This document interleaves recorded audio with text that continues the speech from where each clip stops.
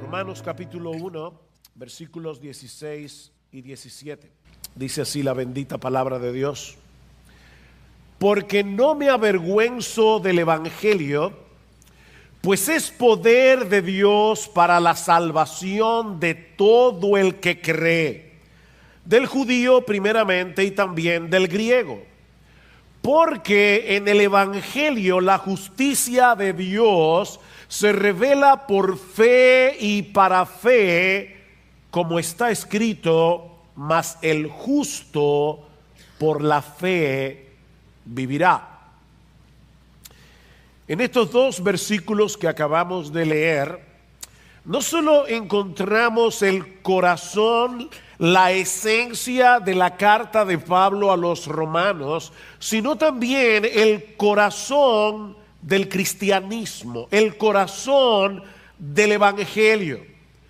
Pablo nos muestra en este texto cómo puede un Dios perfectamente justo perdonar y aceptar en su presencia a un hombre injusto y aún así preservar intacta su justicia.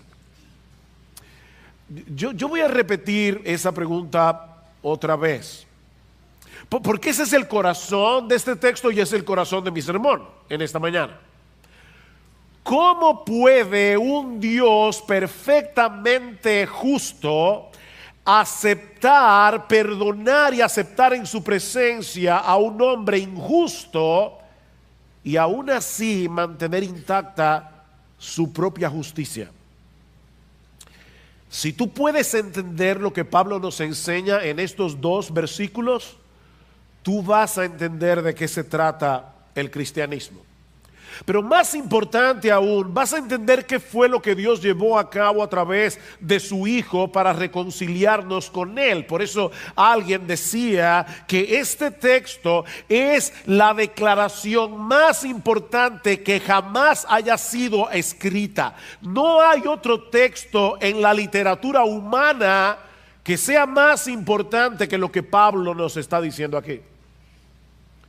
Ahora, antes de pasar a considerar el contenido de estos dos versículos, permítanme poner este texto en su contexto. Hace 2 semanas comenzamos el estudio de esta carta que el apóstol Pablo envió a una iglesia que no lo conocía personalmente, pero a la que él deseaba visitar desde hacía años.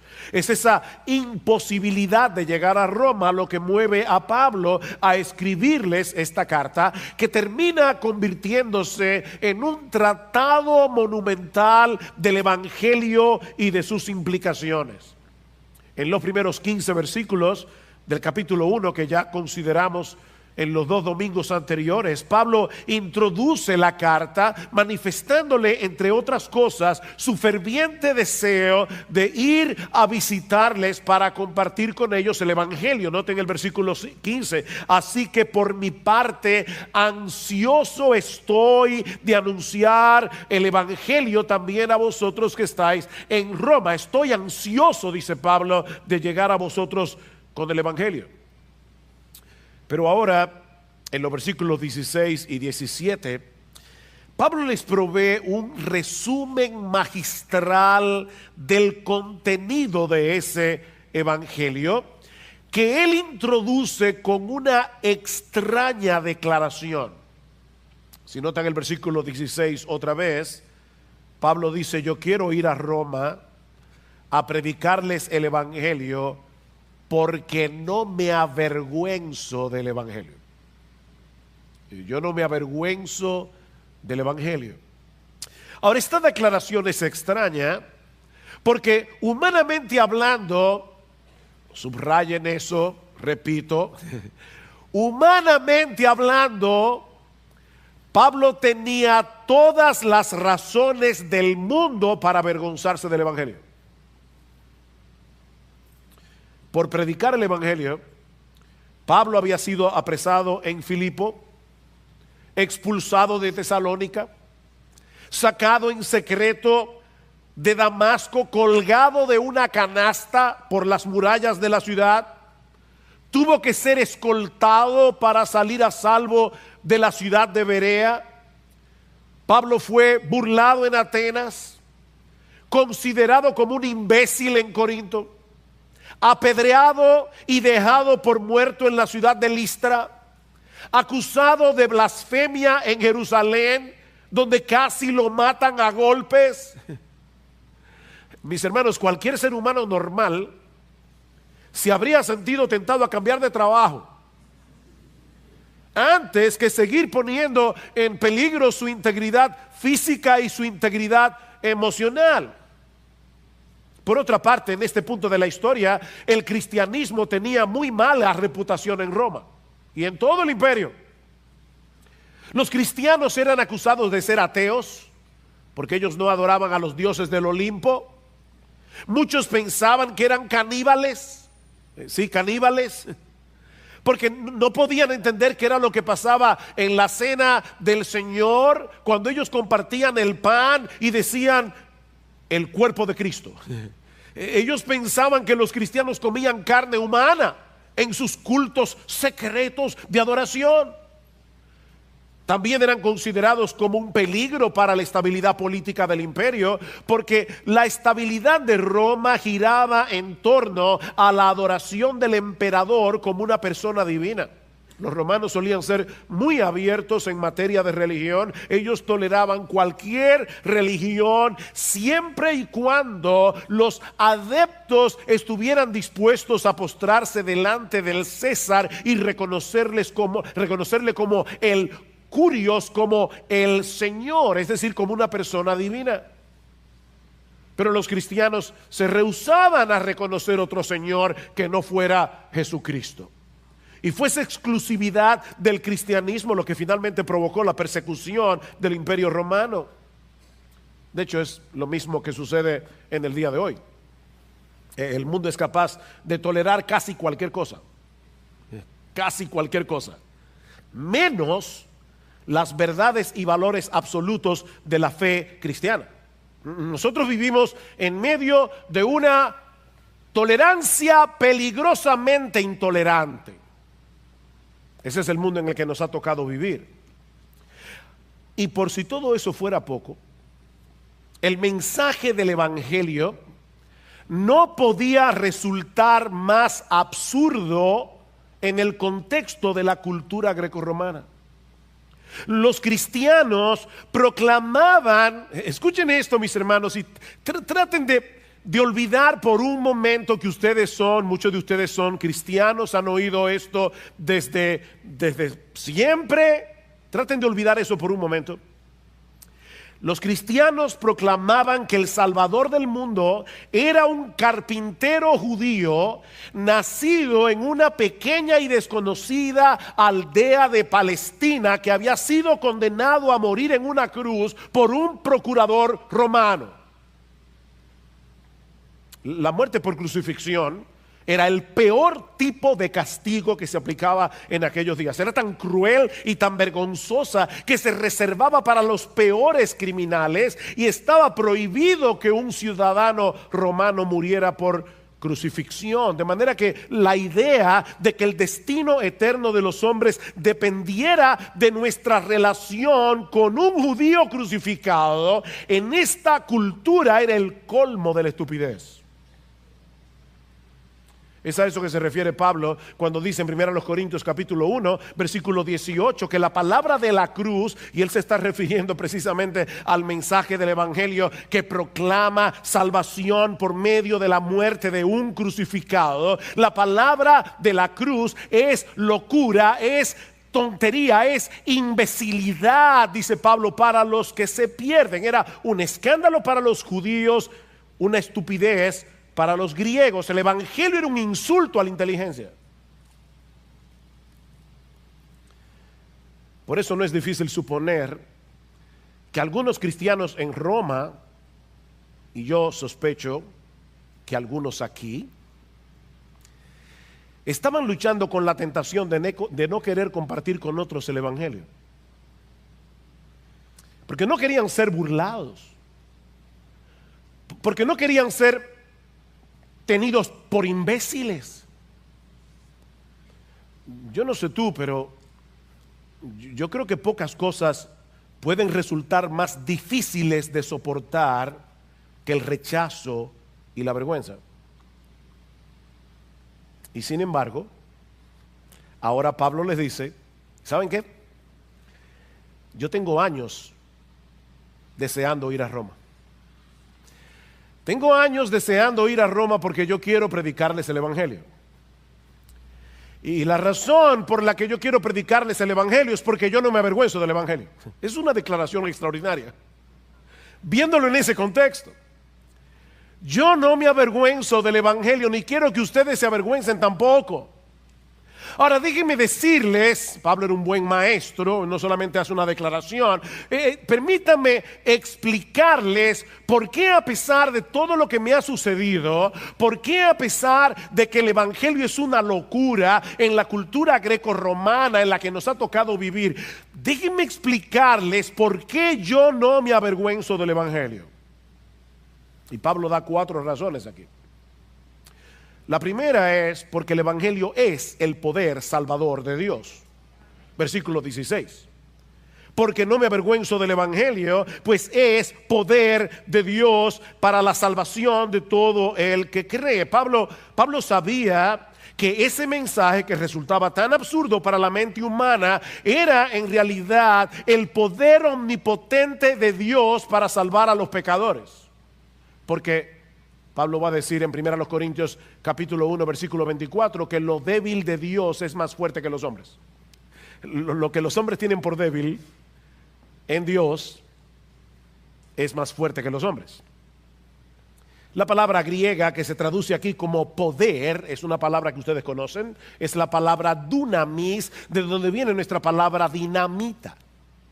La palabra, dice Pablo, es el poder explosivo de Dios. Pero no para destruir, sino para construir, para salvar.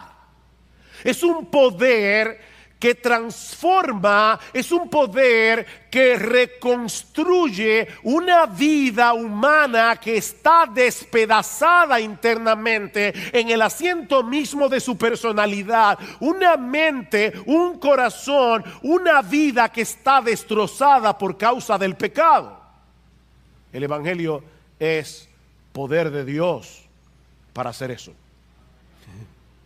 Yo no me avergüenzo del Evangelio, dice Pablo, porque no existe en el mundo ningún otro mensaje como el Evangelio. No existe ninguna terapia psicológica que pueda hacer lo que solo el Evangelio es capaz de hacer en la vida de otro ser humano. Y Pablo sabía eso por experiencia propia. Porque ese poder omnipotente obró en su propia vida para convertirlo en un apóstol, habiendo sido él un perseguidor de la iglesia. Hubo una época en que Pablo aborrecía con todas las fuerzas de su corazón el nombre de Jesús. Hubo una época en que este hombre había tomado como la misión de su vida. Pablo existía, llegó un momento que la misión de su vida era dedicar todas sus energías a la destrucción del cristianismo. Pablo era un blasfemo, Pablo era un agresor, pero el poder explosivo del Evangelio lo transformó. El poder explosivo del Evangelio cambió por completo su perspectiva de la realidad, a tal punto que ese Jesús que antes aborrecía se convirtió en la pasión de su vida. Pablo no se avergonzaba del Evangelio porque sabía por experiencia el poder de ese Evangelio para transformar realmente la vida de un hombre. Ahora, yo quisiera en esta mañana que Dios me dé la capacidad de poder ir a través de cada palabra de este texto. Cada palabra. Y yo quiero que ustedes noten aquí, en el versículo 16, que Pablo no dice simplemente que el Evangelio revela el poder de Dios, o que el tema del Evangelio es el poder de Dios. No, lo que Pablo dice en el texto es que el Evangelio es. ¿Se dieron cuenta?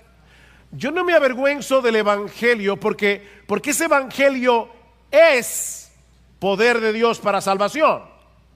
Es a través de la predicación del Evangelio que Dios obra en el corazón de los hombres para traerlos a salvación y transformarlos por completo de adentro hacia afuera. El Evangelio es el bisturí a través del cual Dios abre los ojos de hombres que están ciegos y que no pueden ver lamentablemente la gloria, la hermosura, la majestad, la sabiduría, el poder, la gloria de nuestro bendito Señor y Salvador Jesucristo. Así que Dios usa el Evangelio como el bisturí a través del cual Él hace esa operación. Yo recuerdo cuando mi mejor amigo se convirtió al Señor. Para mí fue un shock porque éramos amigos a través de toda la adolescencia. Era realmente una persona muy cercana a mí y yo lo conocía muy bien, y una de las cosas que yo admiraba de ese amigo era su inteligencia. Siempre pensé que este amigo era mucho mejor que yo en todo, en todo. En la escuela él sacaba mejor nota que yo, nos metíamos en un deporte y él jugaba mejor que yo. Una vez entramos juntos a aprender a tocar guitarra y al poco tiempo ya él estaba tocando guitarra y yo estaba maltratando la guitarra. Él era mejor que yo en todo. Y gracias al Señor, yo nunca que yo recuerde sentí envidia por él. Pero yo recuerdo cuando él por primera vez me habló de Jesucristo. Para mí fue un shock. ¿Cómo es posible que este individuo de verdad crea que Jesucristo es el Dios encarnado? Y recuerdo una noche hablando con él acerca de ese tema, me decía, ¿qué tú crees de Jesucristo? Yo decía, bueno, era un hombre adelantado para su época. ¿Han oído eso? Unos días más tarde, yo comencé a leer la Biblia. E inmediatamente, mis ojos fueron abiertos para entender que este libro es la palabra infalible, inerrante, inspirada de Dios, y que Jesucristo es nada más y nada menos que el Dios encarnado que vino al mundo a morir por mis pecados. Inmediatamente fue simplemente comenzar a leer este libro y ser convencido de la veracidad del Evangelio. Mis hermanos, ese es el poder de Dios.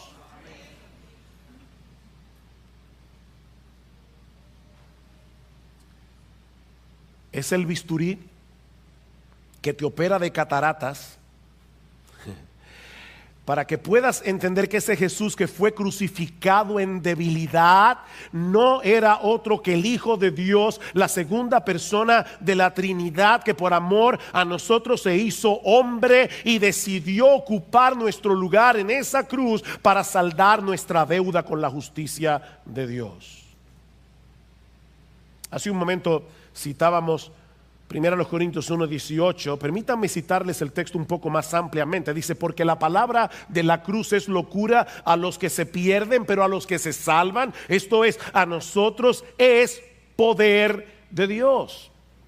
Pues ya que en la sabiduría de Dios el mundo no conoció a Dios mediante la sabiduría, agradó a Dios salvar a los creyentes por la locura, oigan eso, la locura de la predicación, lo que estamos haciendo hoy en la mañana aquí. Porque los judíos piden señales, no hay nada nuevo debajo del sol. Yo quiero ver algo espectacular, yo quiero ver milagros. Los judíos piden señales, los griegos buscan sabiduría.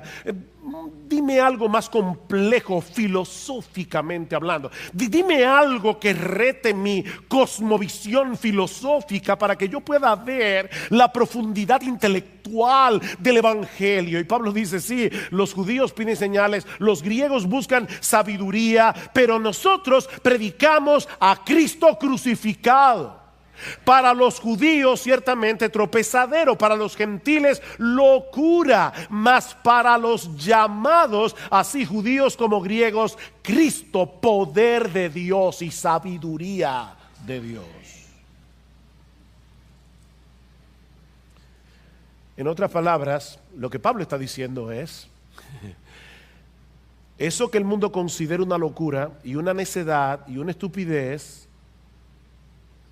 es el instrumento omnipotente que usa Dios para salvar a los perdidos.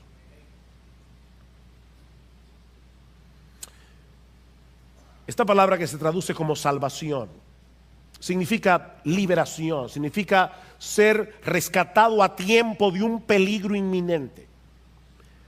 Ser salvado, libertado, rescatado de la ruina, de la destrucción. Y eso nos lleva a preguntarnos si el Evangelio es poder de Dios para salvación, ¿salvación de qué? ¿Recuerdan esa famosa frase? Si Cristo es la respuesta, ¿cuál es la pregunta? Necesitamos salvarnos. ¿Salvarnos de qué? Mis hermanos, esta pregunta es extremadamente importante porque muchos buscan el Evangelio por razones equivocadas. Y lamentablemente muchos predican el Evangelio dando razones equivocadas. Ven a Cristo y toda tu vida será dichosa y tú serás multimillonario y todos tus problemas se van a solucionar, tu familia será hermosa, tu esposo te va a querer. Escucha lo que sigue diciendo Pablo en nuestro texto. Porque no me avergüenzo del Evangelio, pues es poder de Dios para salvación de todo el que cree, del judío primeramente y también del griego.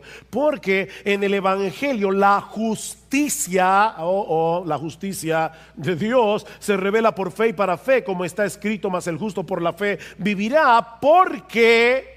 Aquí está la necesidad del Evangelio. Porque la ira de Dios se revela desde el cielo contra toda impiedad e injusticia de los hombres que con injusticia restringen la verdad. El hombre se pasa la vida tratando de evadir la verdad. El hombre se pasa la vida evitando llegar a la conclusión evidente de que existe un Dios a través de todo lo creado. Es lo que Pablo está diciendo aquí. Ahora, yo sé que hablar en el siglo XXI de la ira de Dios no es políticamente correcto. A muchos le parece extraño que nosotros hablemos de la ira de Dios, porque no pueden aceptar el hecho de que un Dios de amor al mismo tiempo experimente ira. Por eso es importante aclarar que la ira de la que Pablo está hablando aquí no es ese tipo de rabia ciega que lleva a las personas a actuar sin control. ¿Han visto eso? A cometer locuras. No, se trata más bien de la justa indignación de Dios por causa del pecado y su obligación a darle al pecado el castigo que el pecado merece, porque Él es un Dios perfectamente santo y perfectamente justo. Si eso te parece extraño, déjame hacerte una pregunta. ¿Acaso no percibes en lo más profundo de tu corazón? Y por favor, sé honesto. ¿Acaso no percibes en lo más profundo de tu corazón la necesidad de que las injusticias de este mundo sean juzgadas y castigadas debidamente? Incluso cuando no se cometen contra ti de manera directa. Piensa en la aparente impunidad de los casos que se están dirimiendo actualmente en la justicia dominicana. Y por ser cuidadoso no voy a mencionar la palabra Odebrecht. Pero piensa por un momento en la injusticia que se comete, en la impunidad que vemos a diario en la justicia dominicana. Y por favor, sé honesto, dime si eso no te indigna.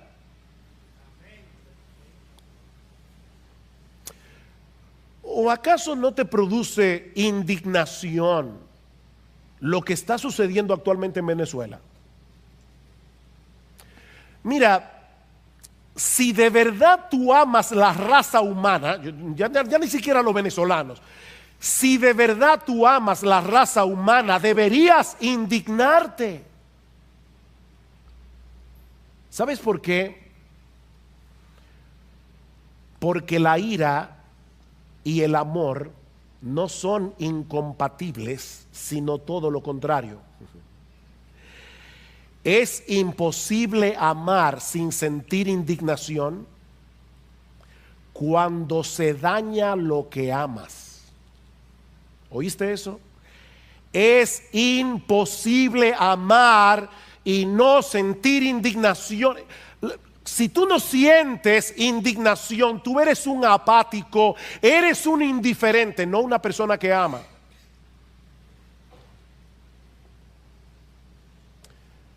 Multiplica esa indignación que tú sientes por el infinito y tendrás una idea muy débil de lo que significa para un Dios perfectamente santo y justo el pecado de sus criaturas.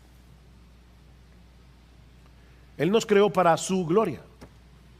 Él nos creó para que tuviéramos una deleitosa comunión con Él. Pero ¿saben lo que sucedió? Que a final de cuentas tú y yo nos convertimos en ladrones de gloria. Tú y yo queremos gloria para nosotros mismos. Tú y yo queremos fama. Tú y yo queremos llamar la atención, ser el centro de atención. Nosotros, criaturas creadas para glorificar al único que merece gloria, para glorificar al único que tiene gloria, nos convertimos en ladrones de gloria. Decidimos vivir para nosotros mismos y violar continuamente la ley moral de Dios. ¿Sabes cuál es tu problema y el mío? Que nosotros anhelamos que los otros reciban lo que justamente merecen por sus pecados, pero al mismo tiempo alimentamos la esperanza de que Dios se haga de la vista gorda cuando se trata de nuestros pecados. Pero si Dios se desentendiera de todos los pecados que una humanidad caída ha cometido y comete y seguirá cometiendo contra Él todos los días, incluyendo tu pecado y el mío, Dios sería el juez más corrupto del universo. De manera que la razón por la que necesitamos el Evangelio no es porque te sientes solo, no es porque experimentamos un vacío existencial que necesita ser llenado, no es porque tenemos un serio problema con la justicia de Dios por causa de nuestros pecados. Tú tienes un serio problema con la justicia de Dios por causa de tus pecados. Escucha lo que dice Pablo en Romanos capítulo 3, versículo 10. Esa es una radiografía de la raza humana. Pablo dice, como está escrito, no hay justo ni aún uno, no hay quien entienda, no hay quien busque a Dios. Todos se han desviado, a una se hicieron inútiles, no hay quien haga lo bueno, no hay ni siquiera uno. No hay uno. Constantemente violamos la ley moral de Dios, incluyendo los dos mandamientos más importantes. Comenzando por ahí: amarás al Señor tu Dios con todo tu corazón, con toda tu alma, con toda tu mente, con todas tus fuerzas. Amarás a tu prójimo como a ti mismo. ¿Sabes que no hay un ser humano que obedezca a ninguno de esos dos mandamientos ni por un segundo?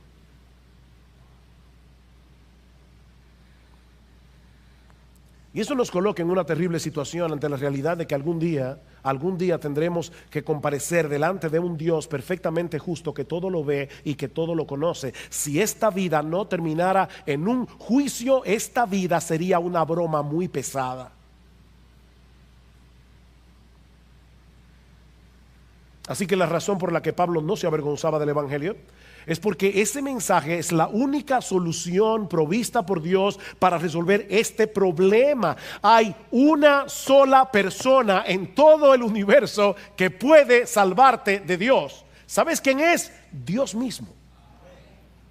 Solo Dios puede salvarte de Dios. Ese es el corazón del Evangelio. Y esa razón es suficiente para que ningún creyente se sienta avergonzado del Evangelio. Predica este Evangelio, no te avergüences del Evangelio, porque este mensaje es poder de Dios para salvación. Pero Pablo nos da una segunda razón aquí. Yo quiero ir a Roma, yo quiero predicar el Evangelio, yo no me avergüenzo del Evangelio, por el alcance universal del evangelio. Vean el versículo 16 una vez más. Porque no me avergüenzo del evangelio, pues es poder de Dios para la salvación de todo el que cree. Del judío primeramente y también del griego. La oferta del evangelio es para todos. ¿Saben por qué? Porque todos necesitan lo que el evangelio ofrece. No importa si tú eres rico, si tú eres pobre, no importa si tú eres famoso o si eres desconocido, no hay una sola persona en todo el planeta que no necesite el evangelio. Y Pablo se ocupa de englobar aquí a toda la raza humana. Dice él, es salvación de todo aquel que cree. Todo aquel, sin distinción alguna. Y luego añade, del judío primeramente y también del griego. Esa es una de las nomenclaturas que usaban los judíos para referirse en aquellos días a toda la raza humana. Por un lado estaban los judíos, aquellos que recibieron originalmente las promesas de un Mesías, y luego estaban todos los demás, a quienes los judíos llamaban griegos o llamaban gentiles. Así que Pablo está dejando muy claro en este texto que existe una sola oferta de salvación para todo el mundo.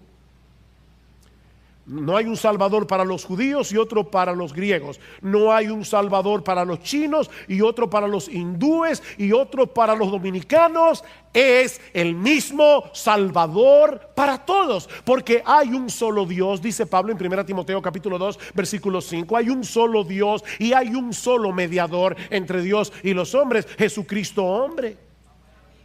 La buena noticia es que ese Salvador está disponible para todo aquel que cree. En un sentido, el evangelio es exclusivo porque proclama salvación únicamente en Cristo, solo en Él. Yo soy el camino y la verdad y la vida, dijo Jesús. Nadie viene al Padre sino por mí.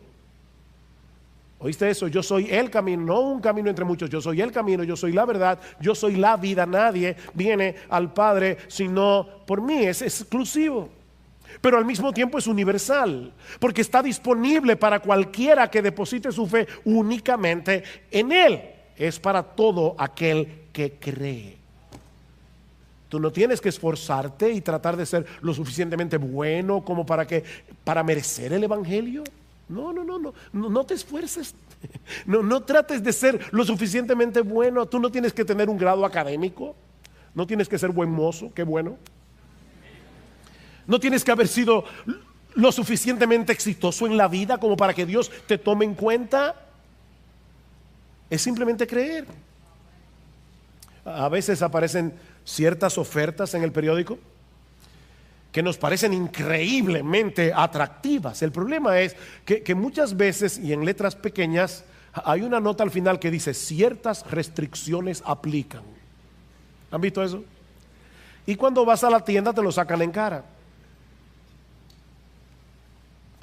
¿Sabes qué, mi amigo? Eso nunca te va a suceder con el evangelio. Nunca. La razón de por qué Pablo quería predicar este evangelio en Roma es porque la oferta era para todos. Es para todo aquel que cree, sin ninguna restricción. Es para un estafador como Zaqueo el publicano. Es para un blasfemo y perseguidor como Pablo. Es para un moralista como Nicodemo. Es para todos, siempre y cuando reconozcas tu pecado y confíes únicamente en Cristo para salvación. Y quiero resaltar aquí la palabra únicamente. Únicamente. Voy a decir algo profundo. Espero que hayan dormido bien. Lo que estoy tratando de decir es que creer en Cristo es creer en Cristo. O sea, es creer en Cristo y en nadie más. El punto aquí, mi amigo, es que tú tienes que dejar de descansar en tu decencia, tú tienes que dejar de descansar en tu moralidad, tienes que dejar de descansar en tu religiosidad para depender únicamente de Él y de lo que Él hizo por pecadores al morir por ellos en una cruz. Es venir delante del trono de Dios como un mendigo. El mendigo que se siente en la acera a mendigar, está reconociendo su miseria, está reconociendo que él depende de los demás para seguir viviendo. Y es de ese tipo de fe que Pablo está hablando aquí. Una fe que te lleva a reconocer tu propia indignidad y tu propia impotencia para salvarte. Cuando tú llegaste a la iglesia esta mañana, tal vez no lo recuerdas, pero cuando llegaste a la iglesia esta mañana, tú te sentaste en la silla donde estás. Y lo hiciste porque tú presuponías que la silla podía sostener tu peso. Supongo que a nadie se le ocurrió que tal vez debía sostener la silla, por si acaso, con sus propias manos. No.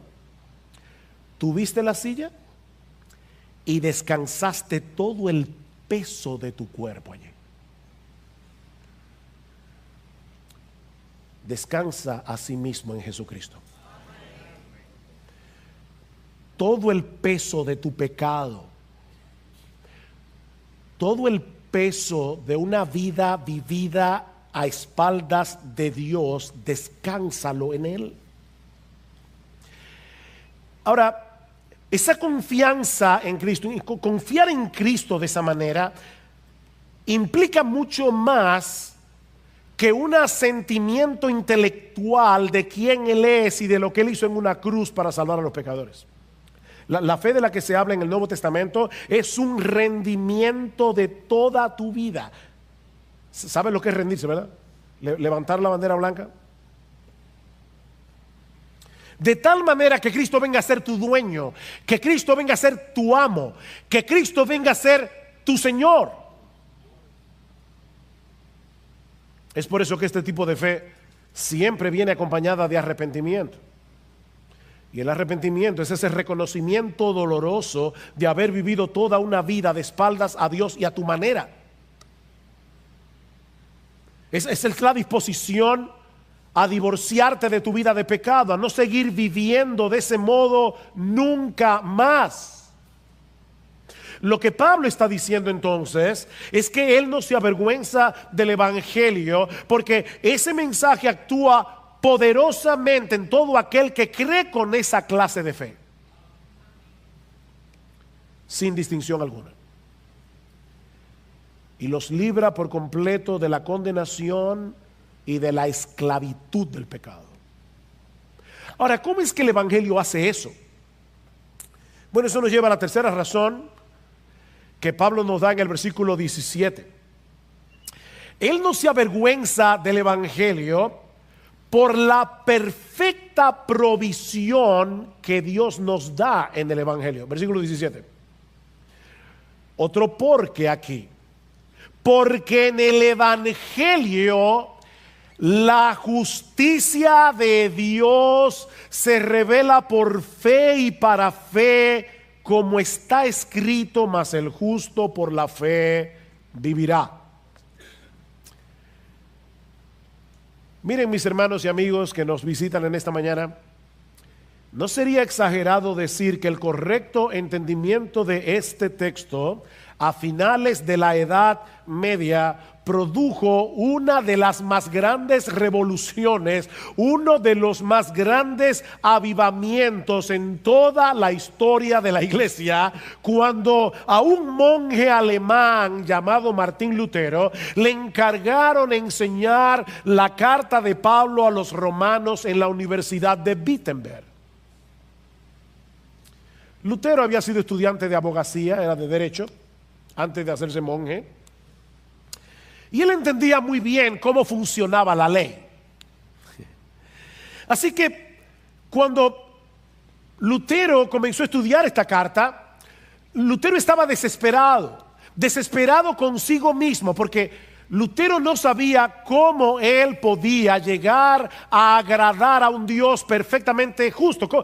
¿Cómo yo puedo llenar la medida de justicia que Dios exige si yo soy un pecador? De hecho, Lutero, cuando iba al confesionario, los confesores le tenían pavor, porque Lutero se pasaba 3, 4 horas confesando sus pecados, y muchas veces cuando salía del confesionario volvía otra vez porque se le había olvidado algo. Por eso le pareció tan extraño cuando, estudiando Romanos, se encontró con este texto. La palabra evangelio significa buena noticia. Y la pregunta de Lutero es: ¿cómo Pablo puede decir en este texto que el evangelio es una buena noticia porque revela la justicia de Dios? Eso no es una buena noticia, saber que Dios es justo. No es una buena noticia saber que ese Dios perfectamente justo algún día le va a dar a cada cual lo que merece. Como Pablo nos dice aquí: yo no me avergüenzo del evangelio porque en esta buena noticia se revela la justicia de Dios. Hasta que Lutero entendió que Pablo no está hablando aquí del carácter justo de Dios, sino de la justicia que Dios provee como un regalo gratuitamente por gracia, por medio de la fe a los que no tienen justicia. Esta es la justicia que viene de Dios hacia el pecador. Es la justicia que Él provee como un regalo, como un don de gracia por medio de Jesús. ¿Recuerdan la pregunta que yo hice al principio? ¿Cómo puede un Dios perfectamente justo aceptar en su presencia a un pecador injusto y seguir siendo justo? La respuesta a ese dilema es Jesús. Jesús es la respuesta. La segunda persona de la Trinidad se hizo hombre para cumplir a la perfección todas las demandas de la ley moral de Dios, y luego fue a una cruz para pagar con su muerte lo que la ley demanda de sus transgresores. La paga del pecado es la muerte. De ahí lo que dice Pablo en 2 Corintios 5:21: al que no conoció pecado, Cristo, al que no conoció pecado, por nosotros, es decir, a favor de nosotros, por causa de nosotros, Dios a él lo hizo pecado, para que entonces nosotros fuésemos hechos justicia de Dios en él. Eso es lo que Lutero llamaba un glorioso trueque. Un glorioso intercambio. Nosotros le damos a Jesús nuestros pecados, Él paga completamente por ellos en la cruz, y al mismo tiempo Él nos concede su justicia por medio de la fe. Por eso Pablo dice más adelante en Romanos capítulo 3 versículo 27: ¿dónde pues está la jactancia? ¿Hay alguien que se pueda jactar de ser creyente aquí? ¿Hay alguien que pueda llegar al cielo diciendo: bueno, aquí estoy, Señor, esta salvación fue sudada? No, tú no la sudaste, otro la sudó por ti. ¿Dónde está la jactancia? Dice Pablo, queda excluida. No hay jactancia en ser cristianos. ¿Por cuál ley? ¿La de las obras? No, por la ley de la fe, porque concluimos que el hombre es justificado por la fe aparte de las obras de la ley. Sin las obras de la ley, sin cumplir las obras de la ley, somos justificados, somos declarados justos en el tribunal de Dios únicamente por medio de la fe. Capítulo 5 versículo 1 de Romanos: por tanto, habiendo sido justificados por la fe, tenemos paz para con Dios por medio de nuestro Señor Jesucristo. Estamos en paz, no tenemos cuentas pendientes con la justicia de Dios. ¿Qué es entonces lo que se revela en el evangelio? Que nosotros como pecadores jamás podremos llegar a satisfacer la justicia perfecta de Dios, porque Él solo puede ser plenamente satisfecho con una justicia que sea idéntica a la de Él. Dice el profeta en Isaías 64:6 que nuestras obras de justicia son como un trapo de inmundicia delante de Él. De manera que la única justicia que Dios acepta en su presencia es la justicia perfecta de su Hijo, la cual es puesta en nuestra cuenta por medio de la fe. Ese es el corazón del Evangelio. Que somos declarados justos en la presencia de Dios, aceptando por la fe que Él nos concede como un regalo por medio de la fe en Jesucristo. Es una justicia que nos es ajena, es una justicia que jamás podremos alcanzar por nosotros mismos. Pablo dice en Efesios 2:8, texto muy conocido: porque por gracia sois salvos por medio de la fe, y esto no de vosotros, pues es un regalo de Dios, no por obras, para que nadie se gloríe. Mi amigo, déjame decirte algo: tus buenas obras son como dinero de monopolio en el cielo. No tiene valor, es dinero de monopolio. Mi amigo, esa moneda de tus buenas obras no circula en el cielo. Dios tiene que darte la justicia que tú necesitas. De lo contrario, jamás podrás estar en su presencia, y esa justicia solo se encuentra en su Hijo. Míralo de esta manera: tu libreta bancaria en el banco de Dios está en rojo. Estás en bancarrota. Tú tienes una deuda que no vas a poder pagar ni en 1000 eternidades. Pero Dios decidió pagarla. Dios decidió pagarla. Dios te ofrece en el Evangelio poner en tu cuenta las inmensurables riquezas de Cristo, el Dios encarnado, únicamente por medio de la fe.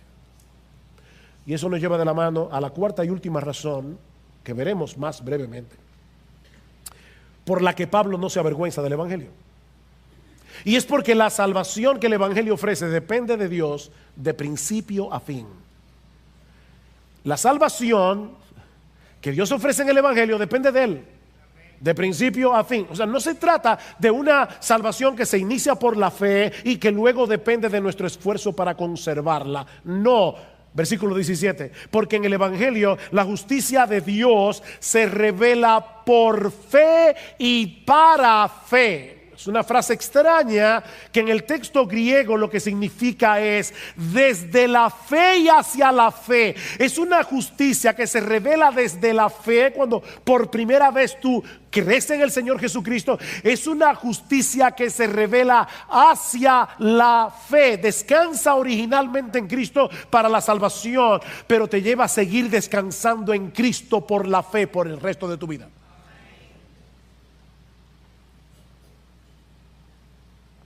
Continuamente vas a tener que estar aplicándote la justicia de Cristo por la fe. Continuamente vas a tener que seguir descansando en el favor que Dios otorga a sus hijos por gracia, únicamente por causa de Jesús. De ahí la cita de Pablo al final del versículo 17, como está escrito. ¿Dónde está escrito? En Habacuc, capítulo 2, versículo 4, como está escrito: mas el justo por la fe vivirá. Así que este mensaje no es nuevo, es el mismo del Antiguo Testamento. Es el mismo mensaje en los dos testamentos. Dios no tenía un plan A y un plan B, solo plan A. Mas el justo por la fe vivirá. Dios le está recordando aquí al profeta Habacuc que en medio de las circunstancias difíciles de la vida debemos confiar en Él, aunque no seamos capaces de entender lo que Él está haciendo. Así que la vida cristiana comienza con un acto de fe cuando descansamos únicamente en Cristo para salvación. Continúa descansando en Él por la fe en medio de los retos y de las dificultades que seguramente vamos a enfrentar en nuestra vida cristiana, incluyendo el hecho de tener que lidiar con nuestras propias debilidades y pecados. Es de fe hacia la fe. De manera que lo que al mundo le parece una locura, que la salvación dependa de un Salvador crucificado, es la única esperanza que este mundo tiene. No hay salvación para nadie fuera del Dios encarnado, que voluntariamente decidió asumir nuestra culpa en la cruz del Calvario, y Dios usa ese mensaje con poder para cambiar corazones de piedra en corazones de carne. La fe viene por el oír y el oír por la palabra de Dios. Dios usa este mensaje para que los pecadores vengan a Él y se reconcilien con Él por medio de la fe. Es por eso que los creyentes no debemos avergonzarnos del Evangelio. Oh, mi hermano, no te avergüences del Evangelio. Sí, no es políticamente correcto predicar el Evangelio en este mundo pluralista y relativista en el que nos ha tocado vivir, un mundo de mente abierta. No te avergüences del Evangelio, porque no hay otro mensaje en el mundo que sea capaz de hacer lo que el Evangelio puede hacer.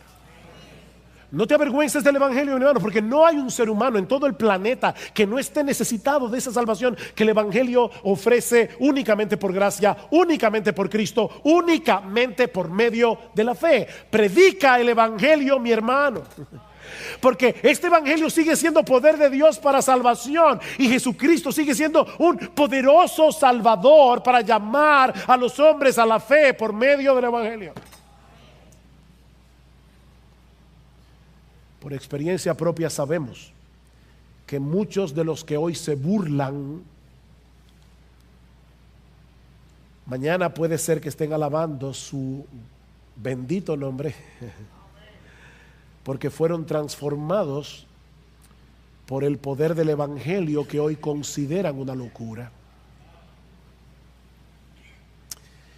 Y si tú estás aquí sin Cristo en esta mañana, mi amigo, yo te ruego, no te vayas de este lugar despreciando el extraordinario regalo de salvación que Dios nos ha dado en Cristo.